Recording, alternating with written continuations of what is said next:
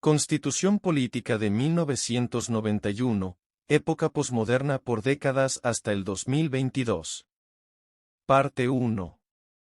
Pasados 104 años de la redacción de la última Constitución 1886, al identificar los errores que la República de Colombia traía consigo y acosados por fenómenos como la violencia, el narcotráfico y la corrupción, un grupo de personas que representaban una base significativa de la sociedad junto al movimiento estudiantil decidieron promover en las elecciones que se iban a realizar, la inclusión de una papeleta, la séptima papeleta, en la cual se convocaba a una Asamblea Nacional Constituyente con el propósito de redactar nuevas leyes para el país en una carta política. Esta fue aprobada por la mayoría. De ahí surgió la Constitución de 1991 que se ha considerado como garantista, pues se realizaron grandes reformas en materia de derechos para los ciudadanos, tales como la tutela y otras. A pesar de los logros, con el paso del tiempo se hicieron evidentes los problemas heredados de la Constitución anterior: clientelismo, corrupción administrativa, politiquería, burocratización y tramitología estatal, todavía vigentes. Los políticos de la época se reacomodaron con el fin de seguir colocando sus alfiles y delfines. La Constitución Política de 1991 planteó cambios en el papel, pero al parecer mucho de esto quedó en letra muerta.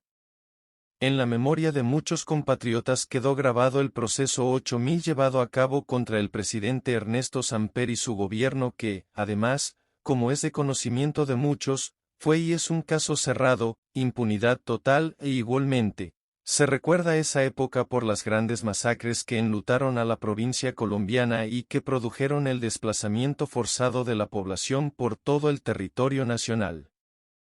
En estudios publicados entre los años 2004 y 2005 por el Banco de la República y el Congreso se planteó que nuestra economía se manejaba en un 15% de manera formal o legal y en un 85% de manera informal, con una gran incidencia de la llamada economía subterránea, Según el Banco de la República, la economía subterránea es aquella asociada con actividades al margen del código legal de un país. La gran caída como Estado fallido empezó desde los inicios de la independencia debido a que no ha sido posible un acuerdo entre sus dirigentes, al parecer miopes, quienes en su mayoría no han podido entender que debemos crear una visión colectiva de país y generar empatía y pertenencia por la nación en busca del bien común y, por el contrario, han propugnado una sociedad polarizada, cada vez más dividida entre izquierda y derecha, conservadores y liberales. Mucho quisieron cambiar los que abogaron por una nueva constitución, pero quienes integraban la Asamblea Constituyente, elegidos popularmente, eran en su mayoría del mismo círculo clientelista, salvo contadas excepciones como los del M-19 y otros cuantos líderes a quienes se les podía llamar independientes, quienes carecían de suficiente experiencia política y fueron enredados y engañados por los viejos zorros tradicionales expertos en intrigas y componendas. Un ejemplo claro de esto fue cuando los liberales lograron dividir la alianza que tenían el M-19 y el Movimiento de Salvación Nacional del inmolado líder conservador Álvaro Gómez Hurtado, con el fin de que los constituyentes pudieran presentarse como candidatos a las elecciones parlamentarias para ayudar a implementar la nueva constitución, pero al final no fue así y, según mi opinión, se perdió una oportunidad fundamental para aplicarla con mayor efectividad y contundencia.